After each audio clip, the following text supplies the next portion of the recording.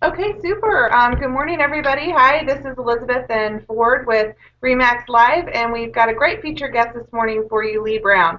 I am very excited to introduce Leigh to you. I have gotten to know her through my volunteer work with the National Association of Realtors, but I knew of her prior to this Google Hangout today because she is what I really call a social agent. I actually got an email yesterday from one of our agents, and she said, "Why are you bringing us somebody who has 16 team members and has a business like this? Sometimes I don't know if they're the real deal or not." And my response to her was I think it was a great question to ask because there were a few years ago I was at a broker seminar and one of the brokers came in and he talked to us about how he had a putting green and a athletic facility in his office, and we all went, "Wow, that'd be really cool." But about a year later, unfortunately, he was back reporting that he was broke and bankrupt and didn't have an office anymore. And we were all very sensitive to the fact that sometimes you hear great things, but you don't really know if they're practicing or not. I promise you today that who we've brought to you to meet and interview, she is the real deal. She is not only a great top agent, she also is involved with the brokerage of her business, but she has a team, and that's what we're going to talk with her about today. She is very active in her community. She's very active in her association and also the National Association. You may have seen her at Inman. You may have seen her on the water cooler with Chris Smith. She has been a guest speaker at REMAX conventions, but most of all, she is, like you, practicing in the town of Charlotte, North Carolina. She is live today from her office in Concord and has been featured in multiple publications as a great agent. And she was also one of the first platinum R's in the country, which is an agent who has a commitment to donating to advocacy through our RPAC. So please welcome and join us, Leigh Brown. Good morning. Good morning. Morning, Leigh. Fantastic. Thanks for joining us this morning. Why don't you just start out and tell us a little bit about yourself? So I'll actually address the agent's concern that spoke to Elizabeth because as my business has grown and changed, when I started in the year 2000, so it's really easy for me to remember my anniversary in real estate, I came in with my dad, and I worked for him as a buyer agent because I did not know what I was doing. And my dad had been in the business for a long time, fantastic mentor, taught me so much. I would not have traded that experience for anything. And as I grew and got better at real estate, I went off on my own and I became my own team, and it was me and an assistant. Then it was adding buyer agents, and for years I was about 4 people, and I swore I didn't want to be one of the big mega teams because I thought it was something I didn't want. But what happens in your business is when you figure out what you're really good at and what you really have a passion for, and you want to scale that, you're going to go in one of 2 directions. You're either going to refer out all the excess business because it will come in, or you grow your team, or you open a brokerage. And so for me, I have a brokerage, but my team actually is inside my brokerage. So I sell and I'm a broker. I'm that most hated of real estate people until you realize I'm actually not competing with my agents and trying to help them get better, but it's a whole different discussion. So it grew and changed to the point because I was doing 3-a-day listing appointments a year ago, and y'all, I was burned out, I was exhausted, wasn't home enough, and it's hard to really give the kind of service you want to give when you're exhausted. So I added listing agents, and I've got buyer agents, and I still do list and sell. I'm going on a listing appointment here in a little bit in my little color-coded system here. And when you're thinking about teams, don't look at it as something that you could never be or would never be. Instead, look at it as a business model that may have things you can take out of it and apply in your business, because at the end of the day, I want to be profitable. I want to be at home with my kids because they're 8 and 9 years old. I want to see my husband and not wind up like so many realtors that we know that are on their 4th and 5th and 6th marriages, and I ain't doing that. It's just very expensive. And I want to make sure that my clients are really cared for. And once you know what you're doing well, and for me, that's lead generation and it's cultivation of my client database. When I do those things well, there's so much business to pass around. It's a very healthy, growing organism. So I hope that answers that agent's question some, that this is not my team is not throw bodies against the wall and see who sticks. My team is people who all have a single-minded focus on owning the Charlotte market. We want to be number one, and we want to be number one by virtue of making our clients all feel really, really special, even if they're buying a trailer house or if they're buying $1 million house. We want to treat them all really well. So there's your long-winded answer to that question. No, that's great. So speaking of your team, let's do a quick rundown of who's on your team and what are their roles. Okay, so I'll start with the admin side, because any agents that are listening to this, if you're thinking of doing anything as far as the team goes, you do admin first, because when you have the correct systems in place and the right people implementing your systems, you can do a much better job for your clients and also for the leads that come in. Then you add other agents to handle excess leads. So I have 2 full-time admins. One is assigned to listings, and she does only listings. She books all the appointments. She does all of the follow-ups on the appointments, and then she does the listing paperwork when they come in the door. The other full-time I have does closings and client management after contract, and so those are my 2 full-time girls. They're both on a base, plus they are licensed, and I do that because I believe it's the best way to serve the consumer, that we all be at the top of our professional game.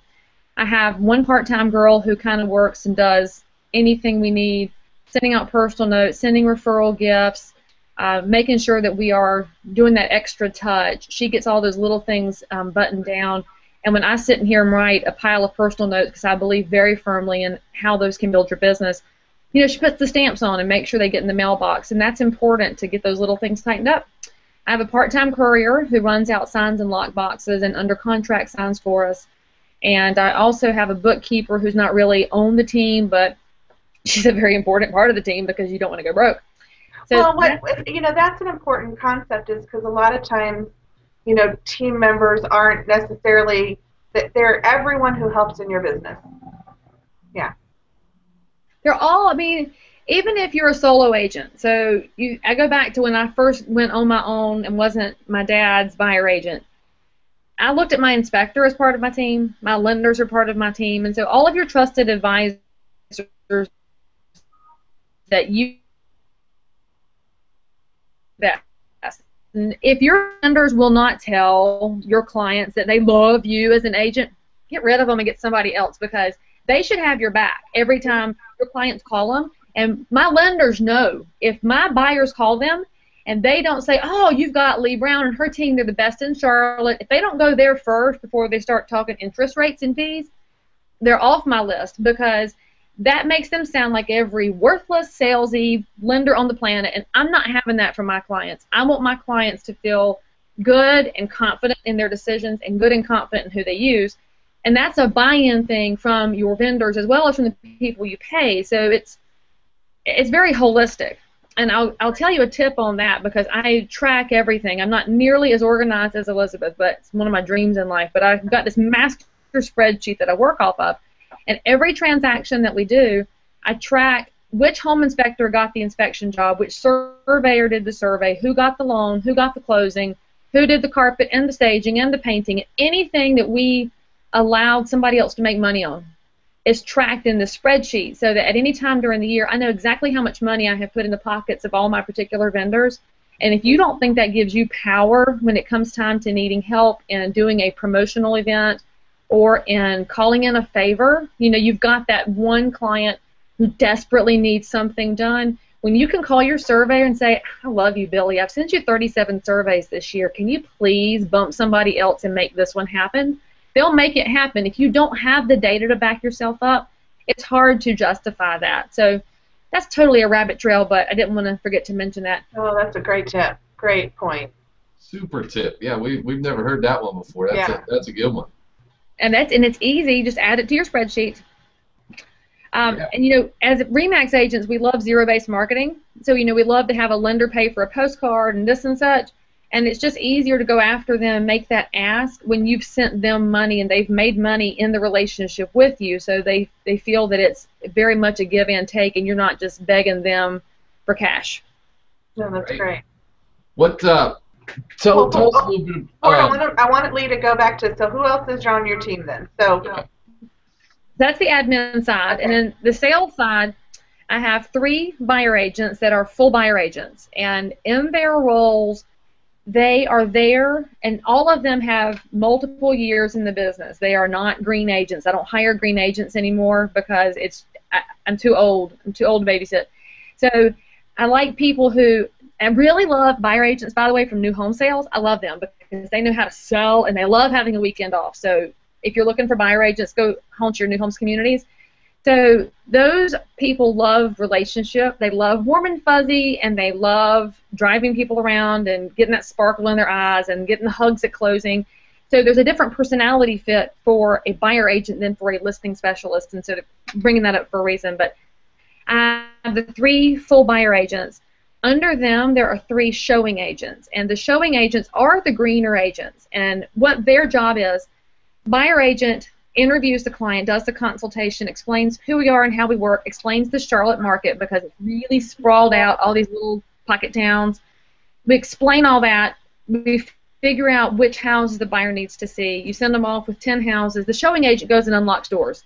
Their job is not to do anything more than unlock doors. And if the buyer falls in love with something, the showing agent calls the buyer agent back and says, hey, they're in love with 123 Main Street, so can you pull the comps and schedule the second showing? Because the buyer agent will do the second showing and prepare the offer and all that fun stuff. So the client, at the end of the day with buyers, there's this question at first of, oh, what if I'm giving away the relationship? You're not, because the buyer wants the doors unlocked. That's all they want. And so a showing agent can allow your buyer agents to be super efficient and laser beam focused with their time. And we've just implemented that in the last 12 months, and it's working like a dream. Super happy with it because it's allowing the buyer agents to do more follow-up and lead cultivation, which they're great at, and the showing agents can unlock doors, which is a big time suck. So that's what we have right now is 3 buyer agents and 3 showing agents, and they're, of course, on different compensation plans. And as I add people in the future, I'm likely to add more showing partners instead of buyer agents because the great buyer agents can work a lot more people when they're not out there hoofing it around town. Unless I hire them chauffeurs, which is what they keep asking me for, but I'm not ready for that yet because my price point is not that high. And then the other 2 agents on my team were new to me as of May of last year, and those are my listing specialists. And I coached them for 3 years and finally sucked them onto my team because I was very scared to hire listing partners because that's your lifeblood. Your name is in yards, and that's what we build our businesses on, so you don't wind up the guy with the putting green who goes out of business. If you screw your listings up, that'll be you. So I had to make sure it was an integrity fit and a values fit, and that these guys are going to take better care of my clients than I am because they're not burned out.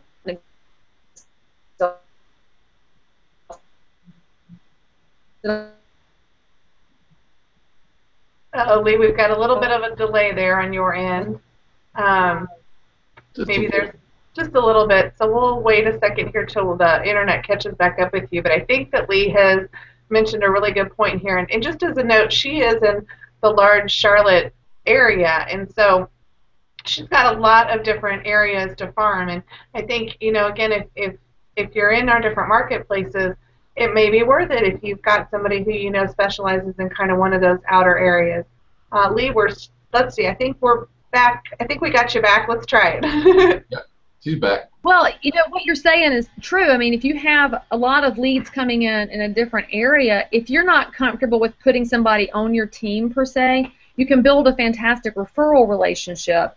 And I have referral relationships in the outer edges of the Charlotte market that our team doesn't feel comfortable servicing because 45 minutes to an hour away is just too much. Even though we know it well, it's just with traffic, it's too much.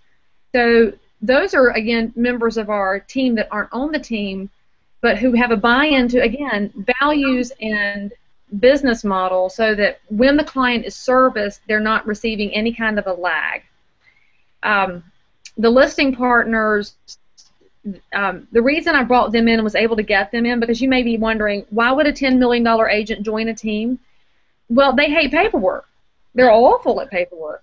And they also were sick and tired of running buyers around town because they are really skilled at working with sellers. They're great at pricing and at staging and at having those difficult conversations in a way that the seller feels really loved and cared for, even when they're being told they have got to get the toilets flushed, cats up out of the house, and stop smoking. But my boys can say that in a really great way. And that's a special skill set. And so we took away the pieces of the business that they didn't like, and we're dragging them down. And now on my team environment, they're able to do just listings, and they're both really happy, and their production's gone up. So it's not a matter of being a machine, and it's not a matter of how many sides you do. It's a matter of being happy in what you're doing, because the clients and the consumers can feel that. So many realtors are miserable. I don't want anybody on my team to be miserable, because nobody hires a miserable person. Good point. Very good. I want to remind anybody who's watching, if you want to tweet any questions to Leigh, you can use hashtag REMAXLive. So make sure you tweet in a question if you've got one. Ford, what's up next? Leigh, how many transactions and what kind of volume do you do on this team per year? Well, my average price point is the fancy $226,000. I know that's really high end.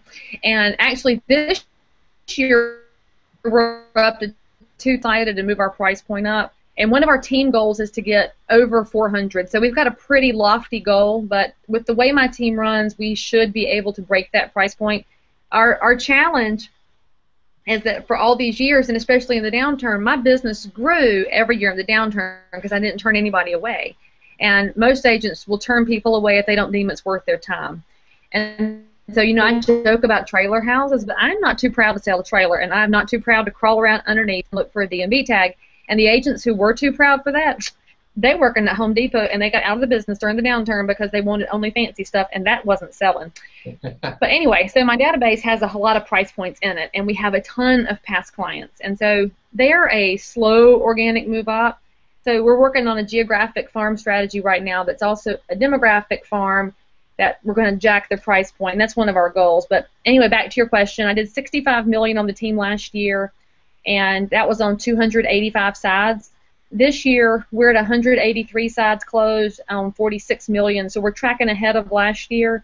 Our goal was to 100 million, so my team's going to have to take it up a notch to get there. But regardless, we're all profitable and happy, and that's really what matters at the end of the day. Okay, that's great. That's super numbers. Earlier you mentioned your color-coded system, so I'd like to ask you about the color-coded system, and then I've also like to ask you what kind of tools and what are your favorite RE/MAX tools that RE/MAX provides you and service that you use for your team business. So the color coding, I'll answer that question first. I'm a big believer in systems and colors. I'm slightly on the OCD side. If you had told me you were going to ask that, I would have had my samples. But that's all right.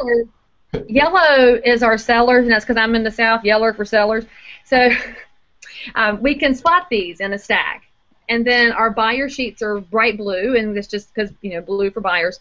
So anytime you're on your desk, you can spot your buyer pile, your seller pile. Bright pink, those are our REOs, so we can spot them really quickly because they've usually got timelines and invoices and things we have to track on there in particular. There's a lime green that we use for our under contract properties, and there's a purple that we use on the books where we put down the lockbox code and the showing instructions, any of the particulars on the property. So inside the team, we know when you see a color on a desk, what it's associated with. But in particular, it's mostly important for leads so that you can find them on a desk. If you want to know how many agents' offices I've gone in where the leads look like this, you know, notepad and a little jotted down phone number, you can't follow up with that. That is terrible, because 2 days later you'll look at it and say, oh, hell, I forgot to call them back. So when you have not just the color-coded, but the intake sheets, and so each of our seller intake sheets and buyer intake sheets have the same questions on it. So from a federal fair housing standpoint, it's a really smart move because it allows you to be very consistent with every prospect and suspect that comes through your door. And also it makes you a much better agent because when you're asking the same questions of everybody, you eliminate those moments where your brain is misfiring. And the moment we've all had where by accident, and it's not on purpose, y'all, but we all have done this, your cousin wants to buy a house, and you don't treat your cousin the same way that you do the cold lead that came in through Main Street. Because the cold lead, you're going to ask every question and require pre-approval, and you're going to go down your little list of agency and all these little agreements. And your cousin, you're like, oh, yeah, let's hop in the car and go look. And you never talk agency with them. You don't explain when their check's going to get cashed. And we treat them differently because we make way too many assumptions. And so if you go to a system-based business, it helps you eliminate those moments. where you're giving your family and friends a lower level of service. And like I said, it's not intentional, but y'all, we have all done it. So, Elizabeth, if any of your agents want my intake forms, I'm glad to email those to y'all, and you can share it within your office. They can customize it to their needs. Oh, we would love that. It allows our team to be consistent, too, in their experience when they call the team. So they're not going to get Leigh Brown to go show them houses, most likely. But they're going to get the same experience they get with me, with my team members, when I have consistently provided the same environment over and over and over, because it's better. People like to know what they can expect. So as far as RE/MAX tools, I've used Design Center some. I think the ads are a little bit clunky for me because I'm snooty in particular. But I love the little video clips. I'll share those on my YouTube channel and on my Facebook business page. I think those are super easy to use, and they're free. You just click share and off it goes. And it just adds another level of professionalism to what you're putting out there. And I use the roster all the time. But I will tell you, and this is going to sound awful, because I'm a diamond agent because of my team. Now, on my own, I would be a chairman's club, so I'm still actually hoofing it and selling it, so don't y'all be casting those stones through the internet. But if I'm looking to pass out a referral, I give referrals to 100% club and platinum club people, because not every team operates like mine. But I'm not going to send a referral to somebody who didn't make a good club level, because I want somebody who is hardcore, gunning it, and in this business. So when I go to the Main Street roster, I always look for RE/MAX referrals first, because I know that these are the best agents in the world. I look for 100% club and platinum club. I look to see if they have their CRS, so I know if they've done any additional education in their careers. If they haven't got their CRS and they haven't done a club level, y'all, I'm not giving them a referral. But if they have those qualifiers and they got a damn balloon head, I'm not giving them a referral either, because it blows my mind how many agents do not update their information on Main Street. Come on, that is like free money. And so what if you're writing a check to somebody? It's somebody in the system. You're not writing a check to Cardis or Serva or any of those blood-sucking leeches. So it's a great tool. I love that roster. And I love being able to email the form right from it. That makes my life super easy. That's great. That's great tip on education, and shows the power of the education in referrals in this business. Oh, it's huge. I get a lot of business from referrals. I've written $93,000 in referral checks this year. Wow. Nice. Love writing those checks. Yeah. Hey, Leigh, you mentioned using the videos, and I think I've got this right, but I was with you, and Brian Copeland, one of our other friends, mentioned that you send a video to all of your internet leads. Is that right? So I use a tool, and actually it's RE/MAX approved now. It's BombBomb, like so BOMB.app, and there's a desktop version. So when we get an internet lead from Main Street, Trulia, Zillow, our website, whatever, our response away is just wanted to introduce myself, let you know you'll be getting some emails from me. If you have questions about schools or tax districts, let me know, and I'll be glad to help and send. So we're in and out in under 10 seconds. It does not have to be fancy. But the cool thing about BombBomb is when the consumer opens the video, you get a little notification that tells you they saw it. And consumers are way more likely to click on video than they are to open another email, because they were on like 8 different agent websites. I know that's shocking to y'all. You thought they were only on yours.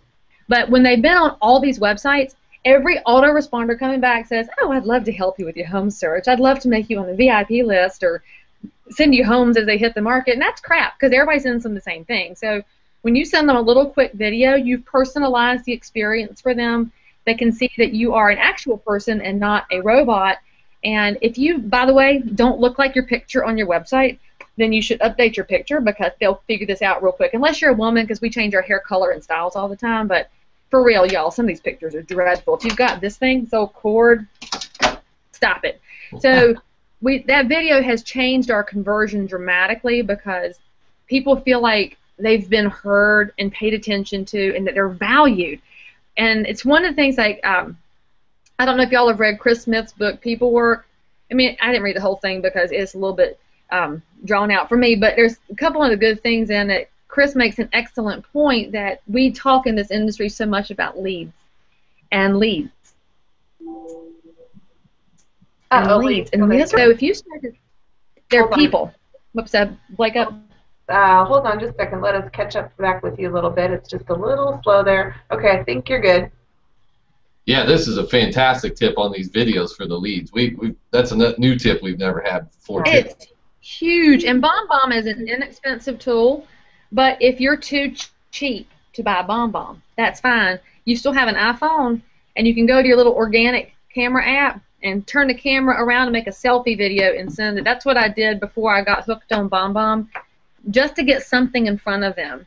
And don't use any of your little tired excuses about how they don't want to waste their data plan. And we give ourselves too many excuses. If they don't want to use their data plan, they won't click on it, but they're probably going to click on it. The open rate's pretty high on the videos as opposed to our standard emails. So it will give you an edge. And I'll also tell you my other tip on internet leads, because again, you want to treat them like they're people, because a lot of them really are. Don't make the assumption that because the email address is wonky that it's a fake. One of my favorite past clients came in through our website, and his email address was Dark Broccoli. And we thought Dark Broccoli would surely be, you know, a bogus email, and it turns out that it's long story as to where that came from, but because we treated it like, you know, any other bank email or whatever, he really appreciated our follow-up, and I'm pretty sure the other agents that got his inquiries through their websites ignored it because he thought the email was fake. Yeah.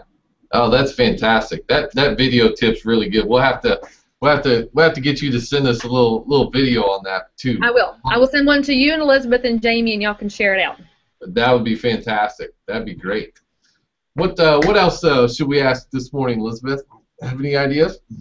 Well, I think the other thing, Lee, is, so you talked about video emails, and there's no doubt every morning you can wake up with a new tip, a new trick of something that, you know, we're supposed to do to enhance our business. So how do you remain innovative without disrupting your business at every turn with the latest gadget?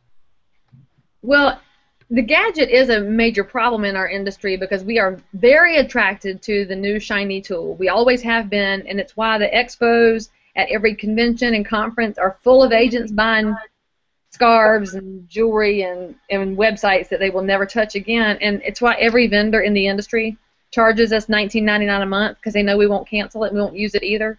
So the first thing I do, and this is, it's actually a profit keeping tip that fits into this. I cancel my business credit card every 6 months.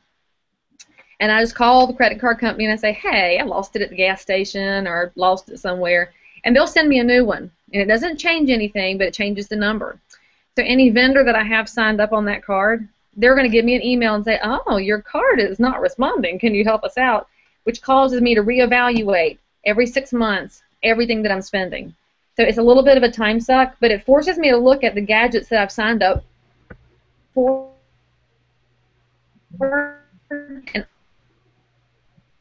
and am not using, and either start using then. So on my little listing lead sheet, I pay for a data service called Altos Research, and like one of my favorite things ever. Altos, like women who can read music, not sopranos. Research, Altos Research. So I make a check mark on here if I've sent that report to the seller lead.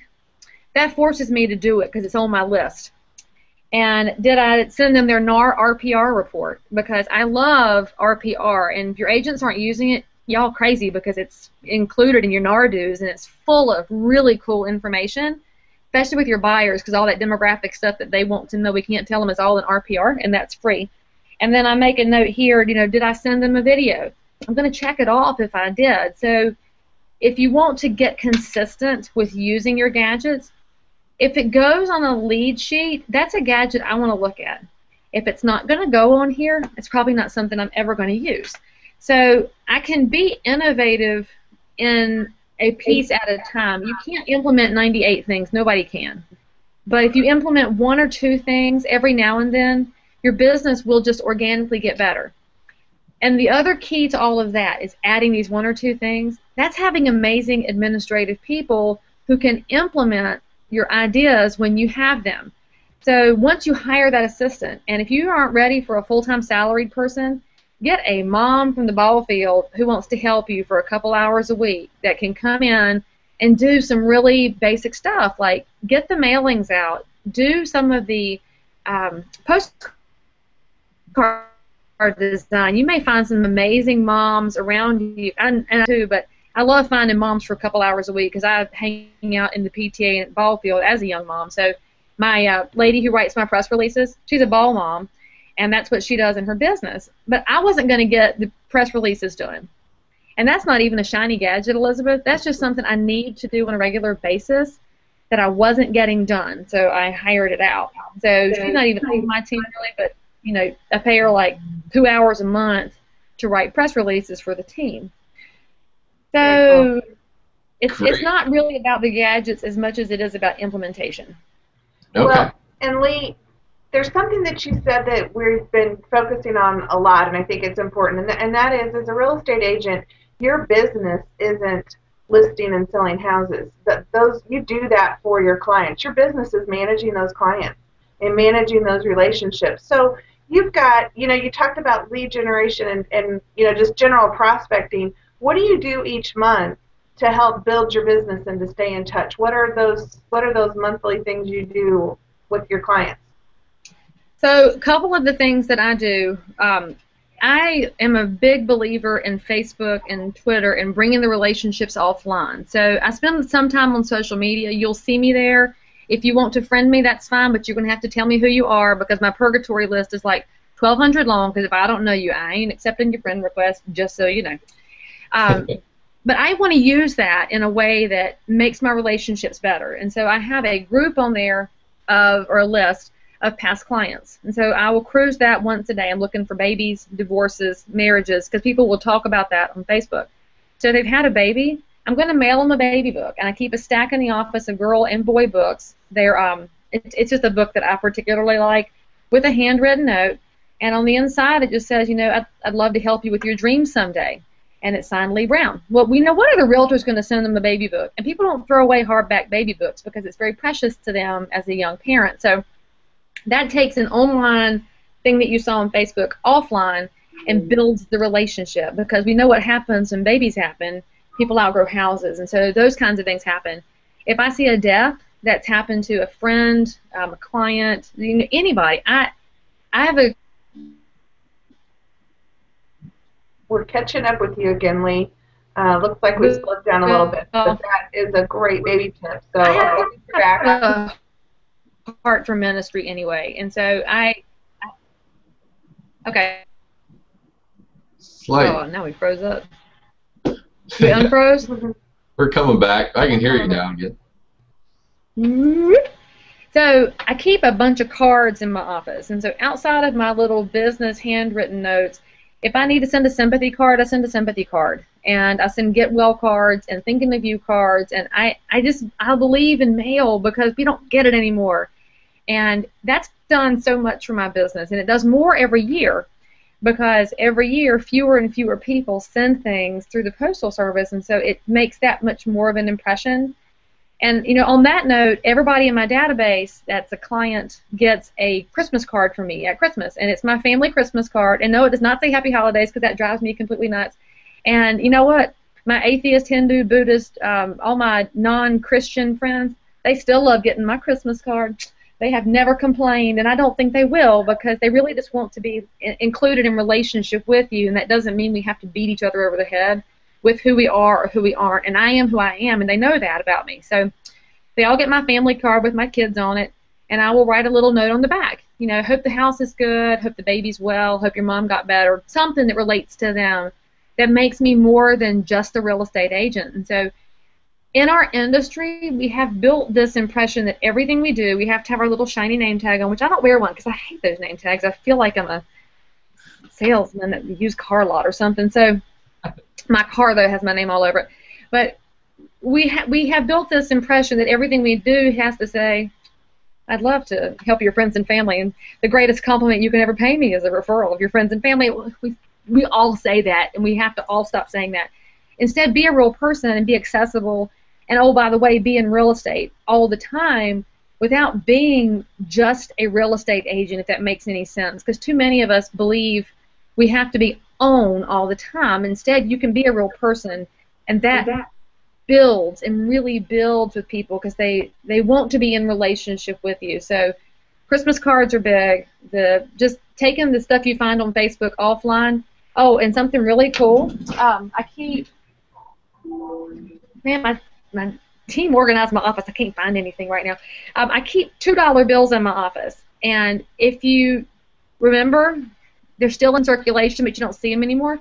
Go to your bank. You can buy a whole book of them, and they're brand new, never been circulated, crisp, and smelling really weird. So I will send a $2 bill to kids on their birthdays, because when somebody closes, we get all the birthdays and add it to the database. Oh, one more pause. One more pause, but I have to tell you, Lee's talking about her $2 bills. Our uncle hands out $2 bills, and everyone loves them. They are absolutely amazing. And I think that's what she's getting to tell you. Right. Well, you know, one of my clients, her son just won the diving championships. He's 9 years old, so I sent him a congratulations card and sent him a $2 bill. And so she blows up on Facebook how excited he was to get a card from me. Well, that's the kind of realtor people want. They want somebody who's engaged, not somebody who's looking for a paycheck.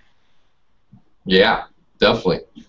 That and back to the credit card tip, I'll be anxious to do that myself. I'll look at they send us a new credit card about once every 6 months, and so I'll look at that a little bit differently next time. I think so.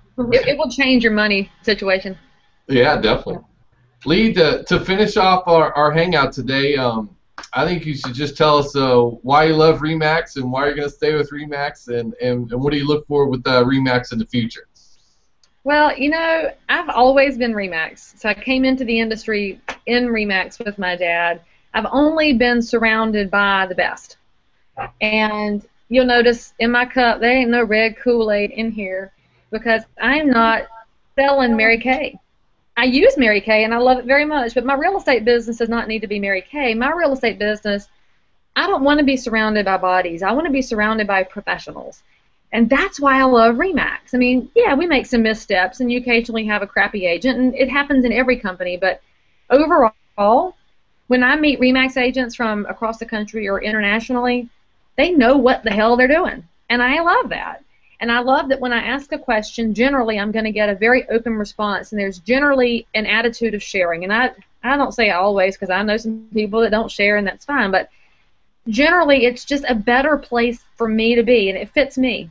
And I know that market by market, it depends on who your broker is. And so there's not a great broker in every office in every market, and I wish there were.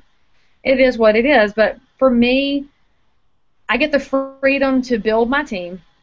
And so I've never had a soul say, Leigh, you can't do that. Leigh, you've got to change that. You can't do this in your business. I've just been told, do the right thing and go do it. Just go do. And we'll let you be to sell houses. And I love that freedom. But I love that the freedom comes with a balloon that's one of the most recognized brands in the world. I mean, I love RE/MAX. This is my home. Right. You know, and I really get tickled when the red Kool-Aid people call to recruit me, because I just want to know if they did not bother to Google me and see that I own my office. And why would they try to recruit an owner? I don't think they think their way through these processes, but that tells me the kind of agents that are, you know, drawn to that, and it's not me. Yeah. Oh, that's fantastic. What do you go to conventions? One last thing. Oh, absolutely. I am a big proponent of education, because there's plenty of agents in our business that have 1 year's experience times 20, and I don't intend to be one of those. So I'm probably on a conference overkill, but I'm on the speaking circuit now, so I go to more places. But I go to learn as much as I do to present, because every time, if you look at a good stage panelist, they are taking as many notes as they're giving, because they're looking for ways to get better. And that's why you go to conferences and conventions. You go to get better. And you can get really tunnel visioned into your own business and into a deal. And real estate agents are bad about that. We will get sucked into a bad deal. Well, that's working in your business. And if you want to grow and smooth out those income hills and valleys that come, you have to work on your business. And when you go to a convention, you go to R4, spend time with people that are doing 600, 700, 800 transactions a year, you look at things entirely differently. And so just like you play golf with better golfers, when I go to conventions, I'm looking to spend time with people that I want to chase so I can learn from them. And what can I do to get better at this? And then they're going to ask me what I'm doing that they can learn from. So there's a very, very good mutual environment for sharing there. But I can't tell you. I don't want to reinvent the wheel. And if I were trying to build from scratch today what I've built, I couldn't have done it without going to Star Power events, CRS celebration events, REMAX convention. I've gone for many, many years. To go to the NAR convention, you get a whole different perspective there, but that's critical to be engaged in our industry, because otherwise, you know, I will tell you, I had this argument online yesterday, Elizabeth. Somebody was bitching and moaning about how nobody at NAR listens, and I said, well, have you volunteered? No, they won't listen to me. And I said, well, you're part of the problem then. If you think that anything's going to change by you sitting on an online forum complaining instead of raising your hand and spending some time in it, you're wrong. So if you don't like the way things are, y'all got to speak up and be really, really glad that you have leadership in your company that cares enough to make the industry better. And so, I mean, y'all got a real good reason to step up because you've got somebody there showing you the way. But step up in your community. If you love Habitat, I've been Habitat board chair before because that's where my heart is. And I didn't expect that to help my business, though. This is the key on working in nonprofits and working in your community. If you do it thinking you're going to get business from it, people will sniff you out in a minute. They won't send you anything. But if you're there because it's something you have a heart for, so you have a kid with autism and you're working in the Autism Awareness Society, people will seek you out and want to know what you do, and then you can tell them, but you don't go there for business first because that's inauthentic. But when there's something you care about, go be part of it and apply for placemaker grants through NAR and through RPAC, and you can actually do really great things for your organizations. There's so many things you can do as a realtor to be more than the next deal. I think that's great. Leigh, we are so thankful that you helped us participate today in our REMAX Live event. I have just loved getting to know you, and I hope all of you have enjoyed our session today because I think we've brought you somebody who has shared some wonderful tips. You can tell is so passionate about our industry, and that's what makes her not only a great industry leader but a great realtor, and we're proud that she's part of our franchise. So we are very, very thankful for having you today. Thank you. Oh, it's my pleasure. Thank you for inviting me.